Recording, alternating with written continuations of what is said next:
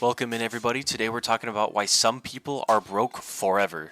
So, a lot of people don't budget, and a lack of budgeting will actually lead you to probably never be able to retire or retire in a very poor way or just always be paycheck to paycheck. So, today we're going over budgeting and how it can actually help you not be broke. So, Investopedia recommends a 50, 30, 20% split. So, 50% of your income goes straight to your necessities like rent, utilities, car payment, your kids, etc.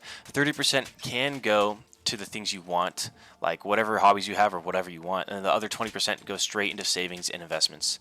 So that's the whole premise of this video, is kind of that split and why that split is so important, and really understanding that split, because a lot of people spend more in necessities and in wants than they think, and there's a large lack of savings. And there's also another aspect where people spend money from their necessity pool, thinking it's a necessity when really it's like, oh, do I really need a second car, or do I really need a new car? Mine's only like 4 or 5 years old, so we're gonna be talking about that a little bit. So basically, a good way to start budgeting if you have never budgeted is kind of think about what's your monthly, your weekly, your bi-weekly, kind of whenever you get paid.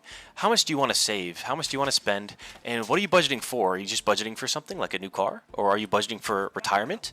Are you budgeting to set a good habit for yourself for the future? Are you doing all these things at the same time? Like, what is your purpose for budgeting, right? And if it is for that kind of retirement aspect, me personally, I'm following that 50, 30, 20% split. So how can we actually cut down on the spending for that 30%, right? Because, I mean, even me personally, for many moments in my life, that 30% was more like a 70% in my life for the things I wanted. And I was spending way too much money. I was blowing all my money, and I was living paycheck to paycheck. It's not good. So I cut down like on vaping. I don't vape anymore. I don't really go out and eat expensive food. I'm definitely not going out clubbing. I picked up cheap and free hobbies. Like now for fun, I do Duolingo. I go to the gym pretty often. That's pretty cheap. It's like, actually it's for free now because I go to college, but I can find a membership for about $25 a month, which is really cheap. And also I have free bowling at my bowling alley every single Sunday. So all this fun stuff is fun hobbies that I actually am really into. And it is really, really cheap. All that combined cost me $25 a month. Well, actually, it's all that's free right now. So really great to find cheap and free hobbies that you actually are passionate about, not just doing something because it's cheap, right? Yeah, so the other part I wanted to touch on was, is this really a necessity, right? So let's say like I'm in my apartment, right? And it's like, oh, this apartment's a little nicer. It's about 400 or 500 more a month, but it's much nicer. Okay, so I'm gonna move in there, and then I'm gonna keep paying like normal.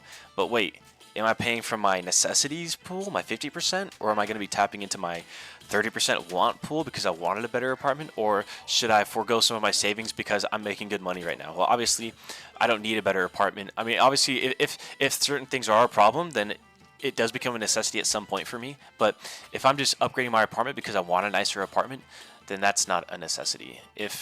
If I'm using air conditioning at like 70 degrees every summer because it feels better, that's not a necessity, that's a want, right?